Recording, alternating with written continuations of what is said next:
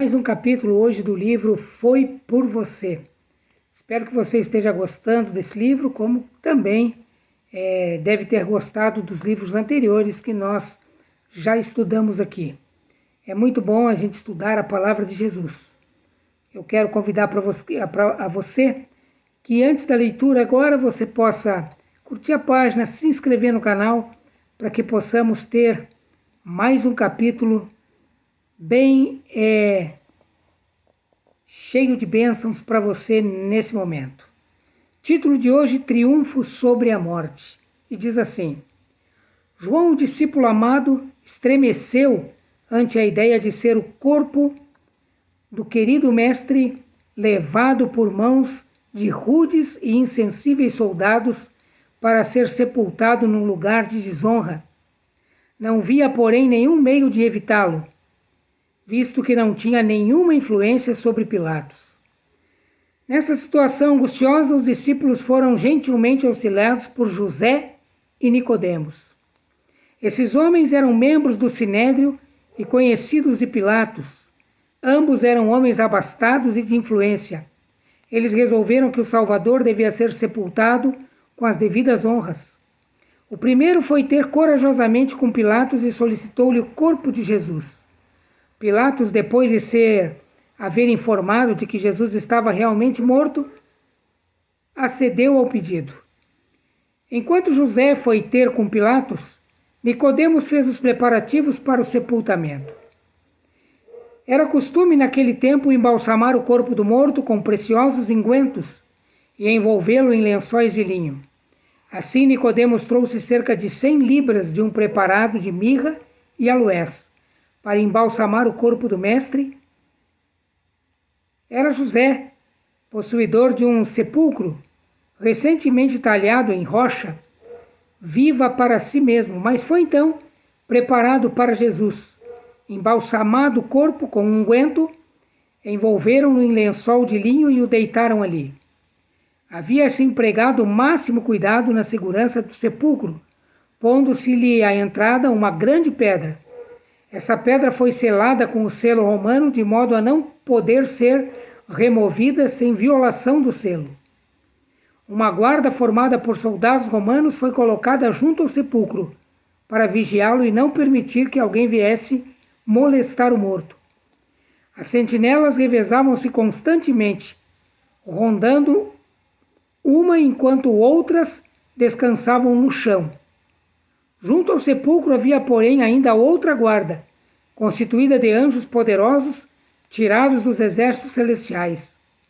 Qualquer desses anjos era dotado de força suficiente para destruir todo o exército romano.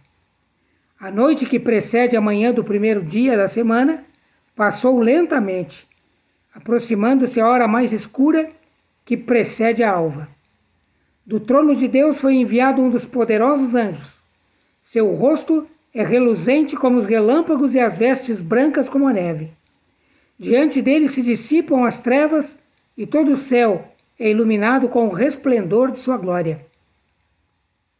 Os soldados adormecidos ergueram-se precipitados como um só homem, mirando espantados o céu aberto e a figura luminosa que dele se aproximava.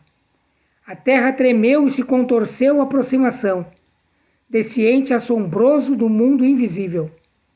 O anjo veio em cumprimento de gloriosa missão e, pela velocidade e força do seu voo, fez estremecer a terra como se fosse um terremoto.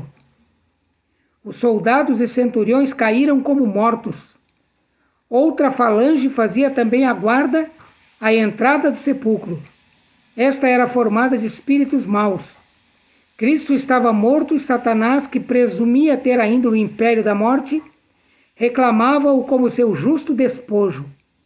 Os anjos de Satanás ali estavam para impedir que poder algum lhes arrebatasse a Jesus. Mas ao aproximar-se o emissário glorioso da parte de Deus, fugiram todos precipitados, abandonando o sepulcro. O anjo tomou a grande pedra, rolou-a como se fosse um pequeno seixo, e com um brado que fez estremecer a terra exclamou: Jesus, Filho de Deus, teu Pai te chama.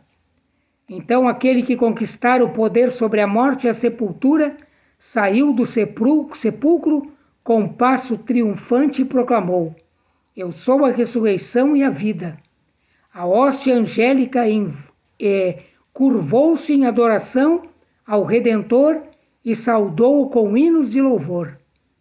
Ao ressurgir, a terra estremeceu. Faiscaram raios e trovões, ribombaram.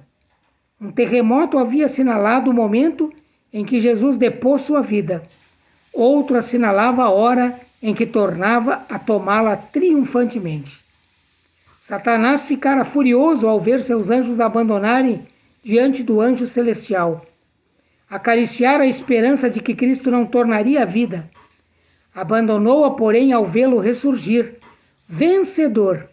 Estava convencido, pois, de que seu reino teria fim e de que ele próprio havia de ser finalmente aniquilado.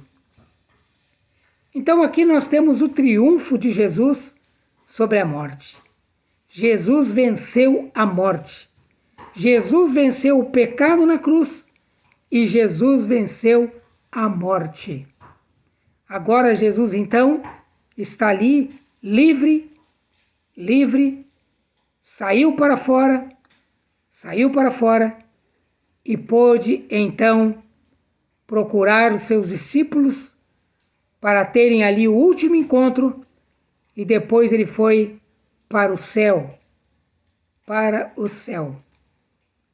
E é de lá que Jesus vai voltar.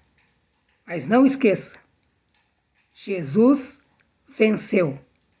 Jesus é o vencedor desta batalha, que já tem vencedor. Agora a escolha é tua. Se queres ficar ao lado dos vencedores ou se queres continuar ao lado dos perdedores. Pense nisso.